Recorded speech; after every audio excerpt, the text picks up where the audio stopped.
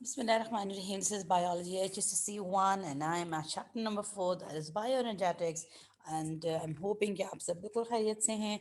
अल्लाह आप सबको इस कोरोना मुसीबत से बचाए और let's discuss today's topic. But before starting the today's topic, first of all, we have to go through a quick review. So you need to answer the following questions. What are carotenoids?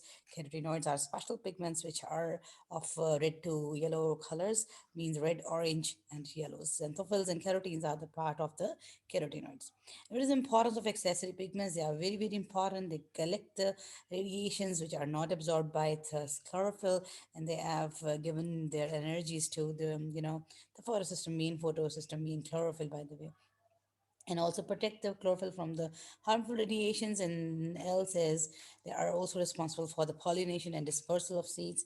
If you can if you have any problem, you can see my last lecture for all of these questions. How do carotenoids protect and helpful to plants? I already have answered as accessory pigments. And then define and draw the absorption spectrum. You need to define, you need to draw it. It's a graph which is basically showing you the absorption of all of the pigments, this absorption of this radiations from the sunlight. Specific wavelengths are absorbed by specific pigments, and that have shown in a graph called absorption spectrum. And then how does a spectrophotometer works? So there is a specific device or the apparatus used to check out the absorption of a specific pigment of specific wavelength. So we can check that through this that device called spectrophotometer. So you can go to the last lesson for the to check out the working of this specific, the device. Now let's start today's topic. Now, arrangements of the pigments. Now, if you know that what photosynthesis is, we have an idea that photosynthesis कोई process है, पौधों में हो रहा है, पौधे कर रहे हैं, तो कुछ मैकेनिज्म होगा ना उनके पास, कुछ मटेरियल होगा। आपने खाना बनाना है, खाना बनाना आपको डेचकी चाहिए, बर्तन चाहिए, बर्तन के अंदर आप वो चीज़ें डालेंगे, फिर वो मटेरियल सारा चाहिए। तो इसी तरह हर एक चीज पहले वो चीज़ें कलेक्ट करोगे। ये तो नहीं ना आप किचन में चले गए हो, चलो जी खाना बना, जो देखे बगैर सोचे बगैर चीज़ें कलेक्ट किए बगैर तो नहीं काम शुरू होगा। तो पहले आपको सब चीज़ें कलेक्ट करनी होंगी। So same is the case with the process, biggest process in the world. We can not survive without that process, it's called as photosynthesis. So उस फोटोसिंथेसिस के लिए अल्लाह ताला ने इतनी खूबसूरत अरेंजमेट चीज़ों की है और हमें एक्सप्लेन कर दिया हर चीज़, right. So that arrangement of pigments, अब पिगमेंट्स हम पढ़ चुके हैं, हमने क्लोरोफिल भी पढ़ लिया, हमने कैरोटीनॉइड्स भी पढ़ लिए, ठीक है ना। हम देखने लगे कि ये अरेंज कैसे हुए हैं और किस तरह ये काम करने वाले हैं, ठीक है। अब इनके अरेंजमेंट्स पहले तो देखना पड़ेगा, मैं ये पिगमेंट्स हैं क्या चीज़। तो ये तो हमने देखना है कि ये खाना बनाने वाली कंपनियां हैं, ठीक है ना। पहले तो हमने ये देखना है। अब अल्लाह ने क्या किया, एफिशिएंट पैचेस बना दिए, एफिशिएंट ग्रुप्स बना दिए। अब सब पे पड़ता रहता, सब पे करता रहता, तो हो सकता है उतना एफिशिएंटली वो एब्जॉर्प्शन ना करता या फिर वो ट्रांसफ़र ना कर पाता। तो अल्लाह ताला ने एक स्पेसिफिक अरेंजमेंट बनाई, उस अरेंजमेंट का नाम फोटो सिस्टम रख दिया गया, ठीक है ना। एफिशिएंट फोटोसिंथेटिक अरेंजमेंट कह सकते हो आप। और वो है कहाँ पे? ऑब्वियसली क्लोरोप्लास्ट, क्लोरोप्लास्ट में थैलाकोइड, ग्रैनम, ग्रैनम में थैलाकोइड, और थैलाकोइड की मेम्ब्रेन में ये सारे पिगमेंट्स प्रेजेंट हैं। और किस तरह प्रेजेंट है? इस तरह प्रेजेंट हैं कि उनकी मैक्सिमम यूटिलाइजेशन हो सके और उनकी मैक्सिमम मैक्सिमम यूटिलाइजेशन हो सके और maximum so maximum utilization of these pigments. तो हमने ये चीज़ आइडेंटिफाई करनी है। अब तो हमने सिस्टम ने यूँ किया या नेचर ने यूँ किया कि वो पैचेस की फॉर्म में उन्हें अरेंज कर दिया, ठीक है ना। ताकि क्या किया जा सके कि वो प्रॉपर वे में अपनी लाइट को सारा दिन में डिफरेंट वेवलेंथ्स हैं। अब अल्लाह तो को पता था, उनका ही सारा सिस्टम डेवलप था। उन्हें पता था एक वाइट लाइट है, उसमें से बहुत सी वेवलेंथ्स ने निकलना है। अब वो एक वेवलेंथ एक क्लोरोफिल के लिए तो काफ़ी नहीं थी, मतलब उसकी वो उसको प्रॉपरली यूटिलाइज नहीं कर सकता था। फिर और कलर के पिगमेंट्स बनाए गए, ठीक है ना, ताकि वो उन सब वेवलेंथ्स को अपनी अपनी कैपेसिटी के मुताबिक एब्जॉर्ब करें और आगे क्लोरोफिल के साथ काम करवाएं। So maximum absorption and maximum utilization के लिए उनके पैचेस बना दिए गए, ठीक है ना, ताकि मिलकर या तुम सारे मिल के एक ग्रुप में काम करो, राइट। ग्रुपिंग देखें, नेचर ने यहीं से आपको आइडिया दिया कि ग्रुपिंग कितनी इंपॉर्टेंट है। सो देन इज अब वो प्रेजेंट कहाँ पे है? वो थैलाकोइड की प्रेजेंट में की मेम्ब्रेन्स में प्रेजेंट है। अब ये बात फिक्स कर लें कि जितने भी पिगमेंट्स हैं वो जिस भी अरेंज में प्रेजेंट होंगे, जिस भी अरेंजमेंट में प्रेजेंट होंगे, वो प्रेजेंट थैलाकोइड मेम्ब्रेन में होंगे और उस खास अरेंजमेंट का नाम होगा फोटोसिस्टम। ठीक है। ग्रुप ऑफ क्लस्टर्स एंड इनकी ग्रुपिंग में वर्किंग है, अकेले अकेले काम नहीं हो सकता, मिल के करना है और मैक्सिमम और प्रॉपर वे में यूटिलाइज करना है, तो हमने फोटो सिस्टम बनाए। तो पहले सबसे पहले तो हम देखते हैं कि फोटो सिस्टम है क्या चीज़। काफ़ी देर से हम फोटो सिस्टम किए जा रहे हैं, इसका स्ट्रक्चर चेक करते हैं। So photo system is basically divided into two parts, one is antenna complex and the other is reaction centre. ठीक है, ये चीज़ आप लोगों ने इसी तरह अटेम्प्ट करनी है जैसे मैं यहाँ लिख रही हूँ। Structure of photosystem, then you need to write the heading of the structure of photosystem. You need to make that flow chart, right? Antenna complex and the reaction center. And after antenna complex and reaction center, antenna complex is further divided into two parts, chlorophyll B and carotenoids. So antenna complex, antenna आपने देखा हुआ आपके घरों में लगा हुआ था, आप लोगों ने शायद ना देखा हो, पिछली जनरेशन के पास, मतलब मेरे घर में एंटीना था, हम छत पे चढ़ के उसको ठीक ठीक करते रहते थे, अम्मी आ रहा है टीवी नहीं आ रहा। आप लोगों को पता नहीं एंटीना का इतना कॉन्सेप्ट नहीं है, या रेडियो पे तो देखा होगा। अगर रेडियो घर में है तो वो एंटीना हम ऊपर कर देते हैं जिससे वो रेडिएशंस कलेक्ट, उसका मकसद क्या होता है कि फ्रीक्वेंसीज को अपनी तरफ डायरेक्ट करे, उन्हें रेडिएशंस को अब्जॉर्ब करे। ठीक है ना, उसका ये काम होता है एंटीना का। अब इसका काम भी यही है, यहाँ पे क्लोरोफिल बी और कैरोटीनॉइड्स जो ये करेंगे, सारा दिन में जो सनलाइट पड़नी है उन्हें उसे एब्जॉर्ब करता रहे, उसे अपनी तरफ अट्रैक्ट कर ले। ठीक है ना, ये भी एंटीना है जिसका मतलब। सो so antenna complexes are of two types, chlorophyll B and carotenoids, and then reaction center. Now अब लाइट तो एब्जॉर्ब हो गई, अब कहीं लाइट एब्जॉर्ब होके कुछ वर्किंग होनी चाहिए, तो रिएक्शन है, रिएक्शन कोई होगा। वो रिएक्शन कहाँ होगा, वो रिएक्शन सेंटर में होगा। रिएक्शन सेंटर में काम होने के लिए कोई स्पेशल चीज़ होनी चाहिए। Once again, there is a chlorophyll A, as you all know, chlorophyll A has a direct role in photosynthesis. B and carotenoid, they are not performing the photosynthesis directly, हाँ, indirect way में ये ज़रूर help out करते हैं इसको। So chlorophyll A reaction center में एक chlorophyll A है, दूसरा है उसके पास primary electron acceptor.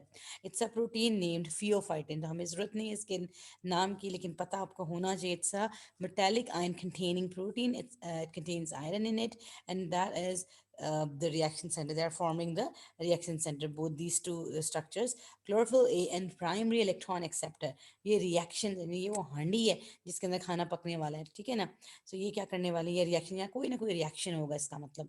लेकिन पीछे एंटीना कॉम्प्लेक्सेस, इनमें कोई रिएक्शन नहीं होने वाला, ये सिर्फ अपनी एनर्जी को पास ऑन करेंगे to the next molecule, that is chlorophyll A.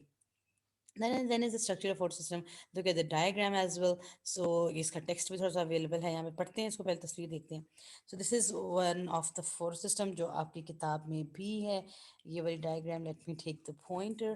These are the antenna complexes.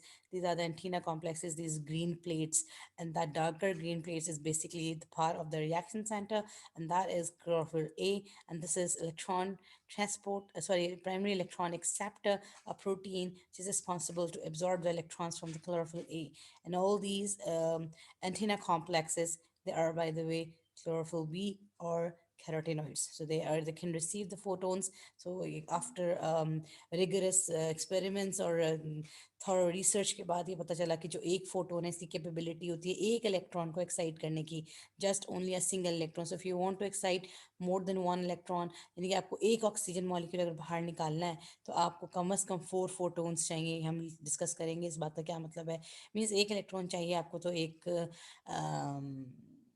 Electron चाहिए तो आपको एक फोटोन चाहिए। एक फोटोन अब क्या है, फोटोन एनर्जी पैकेट है, एक डिस्क्रीट पैकेट है। फिजिक्स वाले हैं, आप लोग पढ़ते हैं फिजिक्स, आपको पता होगा। लेकिन एक ऐसी एनर्जी है जिसके अंदर ना चार्ज है ना कोई मैस है, लेकिन हीट की फॉर्म में इसके अंदर एनर्जी है, जो अपनी एनर्जी ट्रांसफ़र कर सकता है to the next particle, to the next compound जो भी इसके पास है, जिसके साथ भी ये स्ट्राइक करेगा।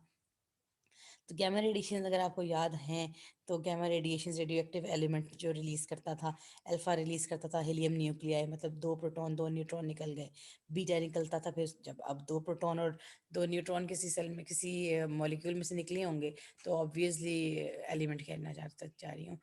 तो एक एलिमेंट में से हीलियम न्यूक्लियाई निकल गया। हीलियम न्यूक्लियाई आपको पता है ना, 2 प्रोटॉन और 2 न्यूट्रॉन, वो निकल गया, तो पीछे पीछे 2 इलेक्ट्रॉन तो लाजमी निकलेंगे अब ऑब्वियसली। तो अल्फा रेडिएशन निकली, तो पीछे पीछे बीटा रेडिएशन भी निकल गई। अब हम जानते हैं प्रोटॉन न्यूट्रॉन का वेट भी है, उन पे चार्ज भी है, जैसे कि प्रोटॉन पे positive. Same is the case with electron. जब इलेक्ट्रॉन बीटा रेडिएशन निकली, तो अब ये भी इलेक्ट्रॉन निकला, इसका भी वेट है, इसका भी चार्ज है। तो लेकिन अब इलेक्ट्रॉन जो एलिमेंट था वो हाई एनर्जी स्टेट पे था। अब से पहले उसके पास दो प्रोटॉन दो, न्यूट्रॉन दो, इलेक्ट्रॉन थे, जो कि अब उसके पास नहीं है। तो अब उसको अपनी एनर्जी लो लेवल पे आना पड़ेगा, तो वो कुछ हीट की फॉर्म में रेडिएशंस एमिट करेगा और लोअर लेवल पे आ जाएगा। और these radiations basically are called as gamma radiations, ठीक है। ये आपने पढ़ा हुआ है कहीं पे केमिस्ट्री फिजिक्स में। सो जो गैमा रेडिएशन थी वो कुछ भी नहीं थी, ना उस पे चार्ज था ना उस पे मैस था। These are just the radiations in the form of heat, ठीक है ना। सो सिमिली है, फोटोन और gamma radiations are almost same, कि भाई इसी तरह की फोटोन भी ऐसी चीज़ है, ना चार्ज है ना मैस है, लेकिन तो हीट की फॉर्म में रेडिएशंस है, ठीक है। सो let's read out the para. The peripheral part of the photosystem is called antenna complex. The peripheral parts and periphery, which is at the edges of the photosystem, consists of accessory pigments B and carotenoid. Central part, what's the reactant center, which contains only chlorophyll A and associated proteins.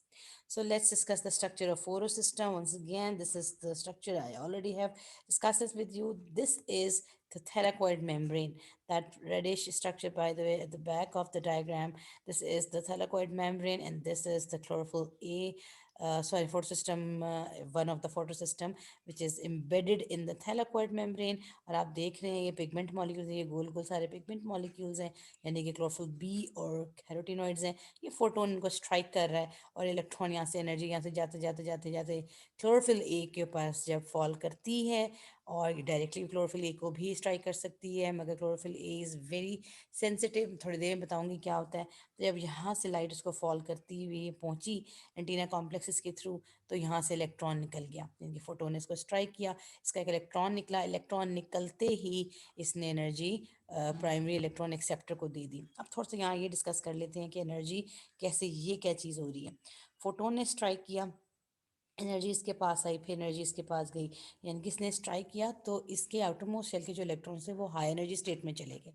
जब वो high energy state में चले गए तो उन्होंने देखा कि उनकी एनर्जी हाई हो गई है, वो चाहते हैं कि उनसे कोई एनर्जी ले लें, मगर कोई भी उनसे एनर्जी लेने के लिए तैयार ही नहीं है। तो वो क्या करते हैं, क्योंकि दुनिया की हर चीज़ चाहती है कि वो स्टेबल हो जाए, तो वो अपनी एनर्जी नेक्स्ट मॉलिक्यूल को दे देते हैं। यूँ, ये इसको रेजोनेंस कहते हैं, ये एनर्जी इसने इसको दे दी, फिर अब ये हाई एनर्जी स्टेट पे चला गया, उसी तरह वाइब्रेशंस में फास्ट हो गया, वो चाह रहा है कि मेरी एनर्जी कोई ले ले, और कोई भी नहीं लेने के लिए तैयार। लेकिन वो अब चाहता है कि स्टेबल हो जाए, कोई इसका इलेक्ट्रॉन नहीं ले रहा, हाई एनर्जी इलेक्ट्रॉन नहीं ले रहा, तो वो अपना इलेक्ट्रॉन खुद रख लेता है और एनर्जी नेक्स्ट को पास ऑन कर देता है। यूँ एनर्जी पास ऑन होते होते क्लोरोफिल ए तक चली जाती है, और क्लोरोफिल ए पे जब पहुंची तो वहाँ से उसका जो, जब उसके इलेक्ट्रॉन्स एक्साइटेड स्टेट में गए तो उसके इलेक्ट्रॉन्स वहाँ से इलेक्ट्रॉन प्राइमरी इलेक्ट्रॉन एक्सेप्टर ने रिसीव कर ली। So that is the end of the resonance, कि वहाँ से वो अब क्लोरोफिल मॉलिक्यूल अनस्टेबल हो गया, इसके पास दो इलेक्ट्रॉन्स की वैकेंसी क्रिएट हो गई, अगर दो निकले तो दो की क्रिएट हो गई, ठीक है। जैसे यहाँ पे एक नज़र आ रहा है तो एक रिमूव हो गया। So this is one of the how it works by the way. I have another diagram. So depending on the type of associated proteins, chlorophyll A has shown a slight shift from its optimal absorption. अच्छा, अब आप लोगों ने absorption spectrum में देखा था, check किया होगा, 660 is the max, is the wavelength which is absorbed by chlorophyll A, right? So दोनों chlorophylls मतलब 660 with they work well. मगर because we have two types of photosystems, one is PS1, the other is PS2. तो दो photosystems and depend, the numbering is basically on the on their discovery, ठीक है। जो PS1 है वो पहले identify हुआ ऑब्वियसली, लेकिन वो, और PS2 बाद में आइडेंटिफाई हुआ, इसका मतलब ये है। अच्छा, दोनों ही इसमें के पास क्लोरोफिल ए है, मगर दोनों ही के इर्द गिर्द जो प्रोटीन्स प्रेजेंट हैं उनकी वजह से इसकी जो वेवलेंथ है, it has the ability to absorb a very narrow wavelength, right. 680, एक का नाम 680 रखा हुआ है हमने, एक का नाम 700 है। P7, एक क्लोरोफिल ए का नाम फोटो रिसेप्टर 680 है, दूसरे का नाम फोटो रिसेप्टर 700 है। रीजन बिहाइंड कि ये वो स्पेसिफिक वेवलेंथ ही एब्जॉर्ब कर सकते हैं, it's a very narrow range, right. यानी कि बड़ा मुश्किल है, फिर तो काम ही ना हो, तभी इसके पास अल्लाह ताला ने एक्सेसिव पिगमेंट्स दे दिए, ठीक है। तो नॉर्मल 660 एब्जॉर्ब नहीं करते, इस जो PS1 है वो P700 है, और जो PS2 है वो P680 है, ठीक है, याद रखना। सो ये हैं जी दो अदद photosystem. Photosystem two पहले है, पहली वर्किंग भी फोटो सिस्टम टू की है, उसमें भी क्लोरोफिल ए है, P680 एब्जॉर्ब करेगा, मैक्सिमम रेड लाइट पे वो काम करेगा। फोटो सिस्टम वन है, उसके पास भी क्लोरोफिल ए है, सॉरी यहाँ भी लिखा हुआ है 700 absorb, 700 nanometer wavelength red light. और ये दो आपके फोटो सिस्टम्स हैं जो कि प्रेजेंट हैं as light gathering molecules in the thylakoid membrane. Now, types of chlorophyll A of PS1 absorbs wavelength of 700 nanometer, and B is going to absorb 680. And naming of the photosystem depends on their order of discovery. ठीक हो गया? Now, types of chlorophyll 2 and 1 and 2. पहले 2 आता है chlorophyll 2, यानी कि chlorophyll photosystem 2 आता है। यहाँ से P680 से इलेक्ट्रॉन निकलते हैं, फियोफाइटिन प्रोटीन है, और यहाँ पर भी एक ये इसके भी दो इलेक्ट्रॉन फिर निकल जाते हैं PS1 के भी। तो असल में तो आपको ये जी स्कीम में समझाऊंगी कि PS1 से इलेक्ट्रॉन गए तो क्या हुआ, PS2 किससे गए तो क्या हुआ, कहाँ जाएंगे, क्या पर्पज़ है, लेकिन बहरहाल मकसद यही है कि क्लोरोफिल्स में से आपने एनर्जी निकालनी है। थोड़ा सा फंक्शन देख लेते हैं, वैसे थोड़ा सा बता भी चुकी हूँ। Chlorophyll absorbs in narrow wavelength, I already have told you. So it takes help from the antenna complex to absorb from the larger part of a spectrum, otherwise वो सारा spectrum waste हो जाना है। So इसलिए अल्लाह ताला ने antenna complexes बना दिए। Pigments in antenna complex absorbs energy in a wider range from sunlight and distribute it to chlorophyll A of reaction center. And then this is how what resonance is. Photon is striking, photon is going to strike the receptors, photoreceptors.